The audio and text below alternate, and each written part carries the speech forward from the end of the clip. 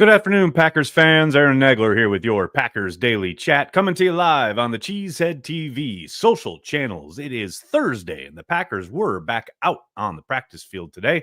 A snowy affair there in Green Bay, Wisconsin, as LaFleur indicated after practice. It's a good chance it snows on Monday night, so one of the advantages of working out and practicing in the environment is you get the environment. So Packers were out there in the snow, and for the most part, pretty clean bill of health. Obviously, Jair Alexander is the name on everyone's lips when it comes to did he or didn't he practice? And yes, he did in full. We'll see if that continues throughout the week. You don't need to remind you guys, he was shut down last Friday prior to the Sunday nighter against the Seahawks. So anything is possible. Javon Bullard and Quay Walker were your only two non-participants. Good to see everybody else out there in some capacity, including Luke Musgrave, who was a limited participant per the injury report. There's a chance that he's up on Monday night. We'll see. He is still within the 21-day window to be activated after beginning practice last Wednesday, coming back from that ankle injury and surgery that he had earlier this season. We'll get into practice. We'll get into the game against the Saints coming up. I did want to talk a little bit about what was all over Packers Twitter today regarding the Aaron Rodgers documentary on Netflix and an interesting, I'm not going to call it sleight of hand, but an interesting editing choice from the producers, director, the editors, Aaron Rodgers himself. Who knows? I mean, it is his production. I have zero doubt he saw it before it went out the door for public consumption. And there is a scene very specifically that was first pointed out by Justice Mosqueda, I believe was the first I saw with it, writing over there at Acme Packing Company, pointing out that at one point, Matt LaFleur credits Ted Thompson with the selection of Jordan Love, saying that Jordan Love was too good to pass up or too good an opportunity to let go by, pass up, etc., which is interesting phrasing simply because that is always what Ted himself and others who were involved in that process always said about Ted drafting Aaron Rodgers. You see where I'm going with this. Matt was asked about it in his press conference today, and he did say Ted Thompson had nothing to do with the drafting of Jordan Love. It's pretty clear that this has been edited to make it appear as though Matt is indicating Ted Thompson was involved or made a push for Jordan Love to be involved. The question is why? Why is it edited this way? I don't think you have to go too far to understand what's happening here. Aaron Rodgers refuses to let Brian Gutekunst get any kind of credit, give him any kind of shine, any plaudits, anything positive heading Brian Gutekunst's way. It's going to be headed off at the pass by Aaron Charles Rodgers. I mean, I've had people in my mentions today talking about, oh, I can't believe he's so petty. Is this your first time encountering Aaron Rodgers? I don't want to belabor this. I just find it fascinating that that's the level. That's the kind of minutia that he's involved with. Or maybe he's not. Maybe he very innocently watched the entire thing, including that moment, just didn't click, and it just went out the door onto Netflix servers for the whole world to see. And undoubtedly, he'll be asked about it on Pat McAfee next week, and he'll probably say, oh, wasn't the intention, it was a mistake, etc. And maybe that's true. But it is interesting. It's almost akin to, yeah, I've been immunized, only it's an edit instead of a phrasing. It's just funny. Just interesting to me. That's all. Hope you're all doing well. Good to see everybody hanging out, talking Packers already in the comments section. You guys know what's up. I got to give a shout out to our good friends over at PrizePicks. PrizePicks is daily fantasy sports made easy. You just select two or more players, pick more or less on their projected stats, and place your entry. Quick withdrawals, easy gameplay, and an enormous selection of players and stat types are what make PrizePicks the #1 daily fantasy sports app. Go to prizepicks.com and use code CHTV. Spend $5 on lineups and get $50 instantly. You can join in the fun. In the description of this video, there's a link for you to participate. Remember, use code CHTV. PrizePicks is available in 43 different states, most importantly, including Wisconsin. Big matchup tonight, Thursday Night Football. We got the Chargers taking on the Denver Broncos and Bo Nix, who I think is going to run early and often all over this Chargers defense. Devontae Williams, probably not as much. I don't think he's been incredibly involved the last 3 or 4 weeks. And given that dearth of opportunities, I don't see him getting over one run over 11.5 yards. Justin Herbert, I think he is going to be limited by a very good Denver defense. Give me less than 230.5 passing yards. Lab McConkey, however, will be a focal point for Justin Herbert. He's finally right as rain, healthy, good to go. I think he gets over 66.5 receiving yards. Send me your lineups, folks.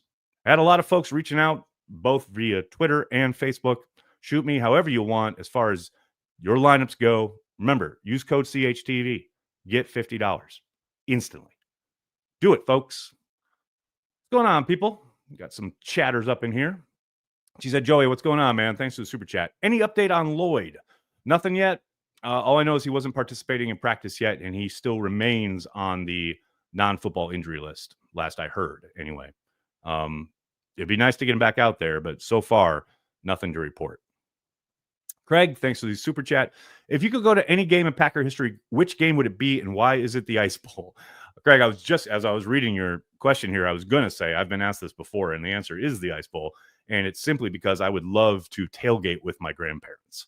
My grandmother, the very last lunch we ever had together, she told me some amazing stories about that day, about the Ice Bowl, and the tailgate that she, my grandpa, and some friends had in their Sunday best. You remember back then, it was kind of a see and be seen crowd, and you wore your camel coat and a silk blouse, which is literally what she wore to the Ice Bowl underneath her coat. And your fine jewels and things like that. It was a very interesting scene.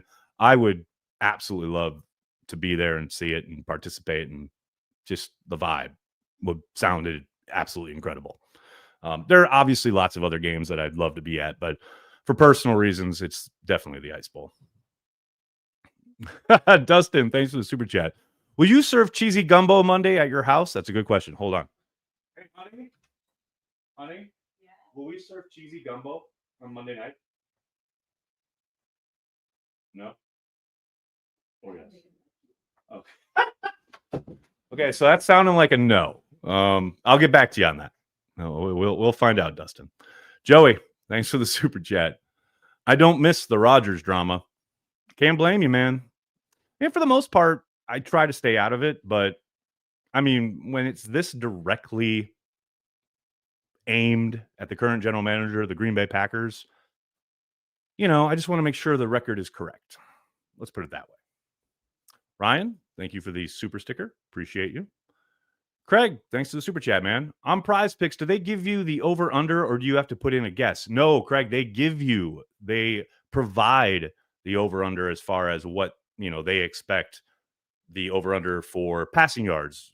In particular, whatever it was that I just gave for Justin Herbert. I don't think he's going over 266.5. So I said under. And if you get under, you win.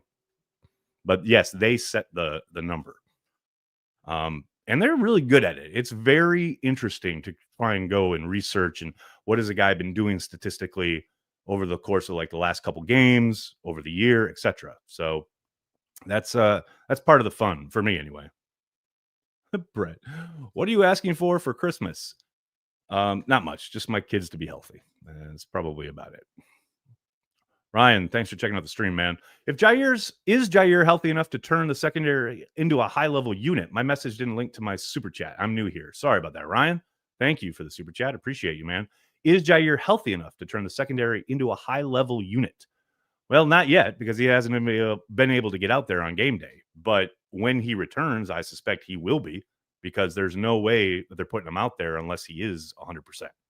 I think that's been part of the frustration over the course of the last couple of weeks, as he's practiced throughout the week and then been shut down that final practice and then been unable to go on the day of the game. So I don't think he's going to be out there unless he's 100%. And if and when that happens, I think he's got a chance to really clearly, obviously improve the secondary.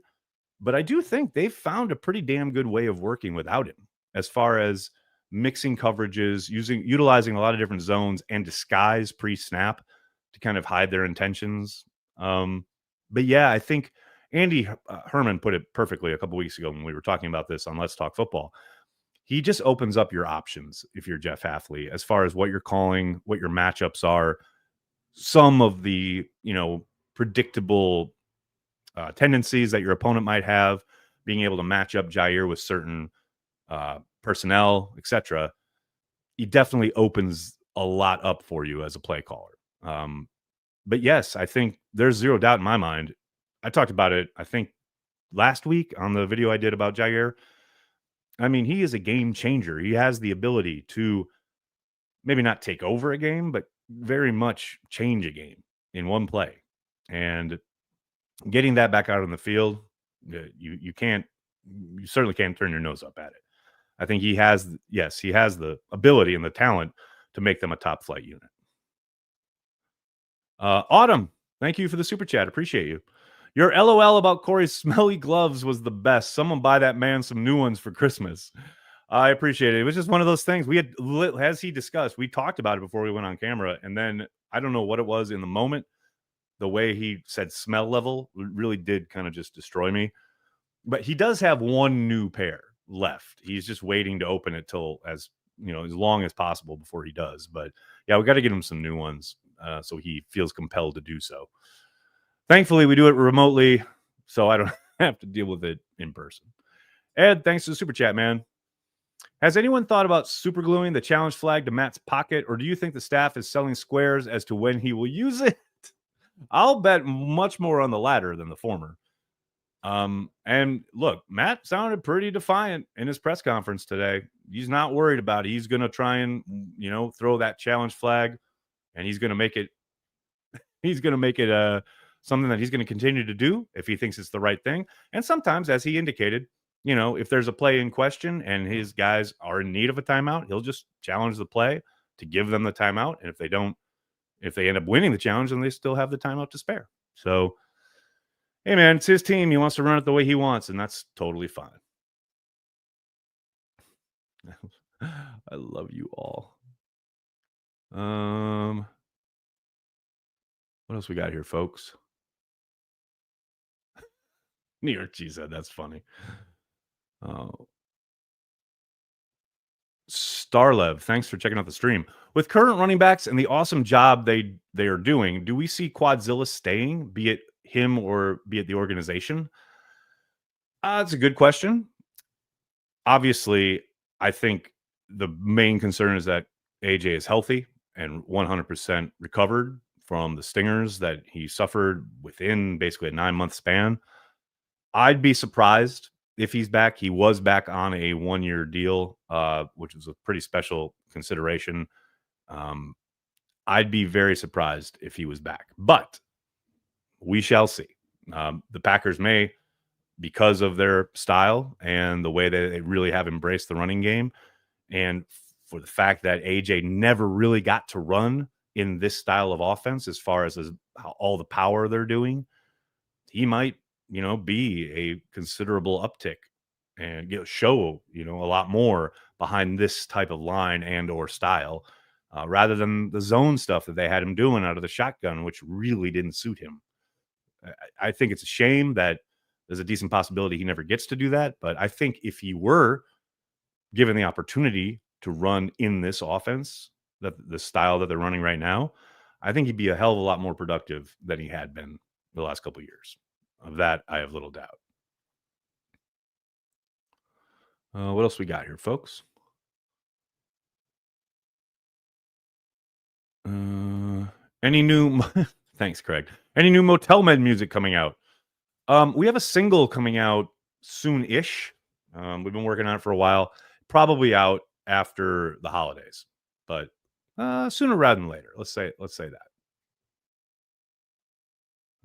Let me see. Brett, thank you, man. Have you watched the Rodgers doc yet or read the book that was released about him last summer? I haven't watched the doc. I did watch the clip that was circulating overnight about when Matt LaFleur did talk about the selection of Jordan Love. I doubt I'll watch the doc at any point. I'm just not interested.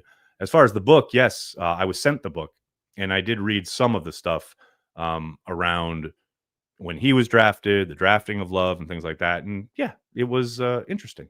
No question about it. Steve, what's up, man? Nags getting ahead of us, but who gets the first contract? McManus, Tom, Stokes, I kid, or a receiver? I mean, I don't want Justice turning off his camera here.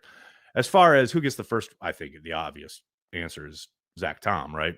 I mean, premier tackle in the NFL, whether it's right or left, it don't really matter to me. I think that's the guy you lock up as a member of your core. Definitely want him on a second contract sooner rather than later. I'd be shocked if he isn't the first in line to get a new deal. Dustin, what's up, man? No matter what the differences we all, as people may have, we can always unite on the facts that the Bears do and will forever suck. Go Pack, go! No question about it, man. And I suspect that might be an allusion to someone in the chat here today talking about politics. Which, hey, man, bully for you. Do whatever you need to do. This just ain't the place for it. It's not what we do here. But hey, man, go have fun on the approximately 4 billion other platforms where you are free to voice your opinion about whatever political things you're thinking about. It's just not here at Cheesehead TV. It's not what we do. Cheers. Brett, thanks for checking out the stream, man. Do you think Lloyd will be running back 2 going into the playoffs if he can practice a couple weeks and get back by the Bears finale? Brett, it's getting late, right? I think there would have been a chance if he had been able to get back even last week, this week maybe. But man, he's not out there today, which would suggest he's probably not going to be out there this week. I can't imagine him getting activated, say, prior to the Vikings game and being involved in a meaningful way, maybe by the Bears game. And if he shows, that he is assignment sure, can handle the pass pro, maybe. But man, that feels, I don't want to say like it's playing with fire, but you've got a really good way of working going on. You've got 2 guys behind Josh Jacobs who have done a hell of a lot for you all season long. I really believe in Lloyd. I think he's talented as hell. He's got a ton of upside, but I can't fathom leaning on him and or making him running back 2, given what Chris Brooks in particular has done over the course of the past 6-7 games. It's not to say they won't do it. Maybe they do if they're like very, very adamant that they think he can help them. But yeah, I'd be surprised. But I've been surprised before. We shall see. Who cares about political views? All that matters is you're not a Bears fan. That's fair enough. Brandy, how are you? Nags, what former Packer does Cooper remind you of? I think he plays like a faster version of AJ Hawk. Oh, a much faster version of AJ Hawk. I don't know, Brandy. It's a good question, but I struggled to think of a linebacker in Green Bay in the modern era who really compares to Edgerrin and his athletic upside. Now, I think there have been guys who've been, you talk about the Desmond Bishops or AJ Hawks of the world, a little bit more built, a little more physical, probably able to take on a bit more punishment. But man, as a pure athlete, it's hard to think of a comparison. There really hasn't been one in recent vintage. I mean, maybe if you go way back to Nick Barnett, but even Barnett, as good as he was, and he was good, he was not this. The Cooper is trending towards being pretty damn special in a way that I don't think any linebacker in Green Bay has been in quite some time.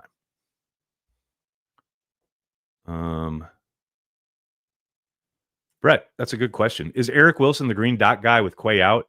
Most likely. Not necessarily like automatic, but I believe that is the route they will go. Isaiah, Fred Warner pedigree and Edgerrin Cooper. I don't disagree. I mean, as far as the sideline to sideline ability, to erase angles on guys who normally can get the corner on defenses, he's similar in that regard. And his ability to flip his hips and get downfield with a tight end up the seam or take backs out of the backfield in the passing game, pretty good in that regard as well. So, yeah, I think obviously that's not a Packer, but if you're talking about you're looking for a comparison, it's not too far off. What else we got here, folks? Oh, good question, Matthew. Who would you prefer, Watson or Dobbs, long term, Nags, regarding the impending contracts? I've said all along, I think Watson will get the first deal, but I don't think that means that Dobbs won't get one. But I do think Watson will get the first contract extension. That's just, that is my guess, just because of his upside athletically, the way he has really improved this season and been a lot more consistent over last year. I know that, look, Dobbs is obviously productive and certainly has the trust of the quarterback, probably the best hands on the team. Definitely think he gets a contract and stays in Green Bay. I just think Watson will be first in line, is my guess. Tacoma kicks. Watson is way too injury prone. He's missed one game all year. What are you talking about? He got kicked in the shin at the end of this game on Sunday night, but other than that, he's been out there. I don't know what to tell you, man. Yeah, everybody gets hurt. It's football. Craig, who will be tight end one for the long term? Oh, I think clearly Tucker Kraft is on his way to solidifying that. I mean, maybe not quite yet. I think Musgrave obviously will be heard from once he gets back out on the field, but I don't see him eclipsing Tucker Kraft anytime soon. I think Kraft does everything you want him to do and does it at a high level, and he's incredibly consistent. And here's the thing. I still think there's lots of room to grow in Kraft's game. There's a lot more consistency he can find with his physicality on some of the backside blocking and some of the run game, etc. I don't doubt for a moment that he's going to continue to refine his game and get better. And that's what's crazy. As good as he is, and he is really fucking good right now, he's got room to grow and continue to get better, which should scare the hell out of the rest of the league because he's already really good and really productive. But I do believe he is only scratching the surface this season. There's much more to come from Tucker Kraft, is my guess. Jerry, how are you? Thanks for the super chat. Giving thanks on Monday watch party now because at 3 a.m. in Italy, I may not be able to be awake enough to do a super chat. Taking off tomorrow. Oh, Jerry, travel safe. It was lovely to see you at the meetup. Absolutely lovely to meet your son. Thank you so much for coming. Thank you so much for supporting Cheesehead TV. Safe travels and Merry Christmas if I don't talk to you. New York Cheesehead, I agree. Kraft will be a top tight end in the league, the total package. Absolutely agree. Couldn't agree more. Stralev, I love the play where instead of a QB sneak, they ran Kraft to center and he gets it. That was so awesome and out of the norm for the Packers. Yeah, they've run it once or twice too. So I absolutely expect to see that a handful more times throughout this year and probably a couple upcoming years. Brandy, Nags, how cool was Driver's house? I cannot begin to tell you how cool that space was. It was amazing. Oh, Matthew, I couldn't begin to tell you numbers. When I go this offseason and they start talking about contract extensions and things like that, I'll do a deep dive into it. But right now, I have no idea. You'd have to look at the market, what guys have gotten last year, what the pending free agents might be looking for as far as their relative production, comparative, etc., things like that. But yeah, as far as numbers, way too early to say. All right, everybody, I'm going to have to get going. I cannot thank you enough for hanging out, talking Packers each and every day, Monday through Friday, right here on the Cheesehead TV social channels. Please do me a monster favor. Hit like on the video, turn on the notifications, and then tell your friends and tell your family. Cheesehead TV, we are devoted to Green Bay Packers fans worldwide. Thanks a lot, everybody. Have a great night. Go Pack Go.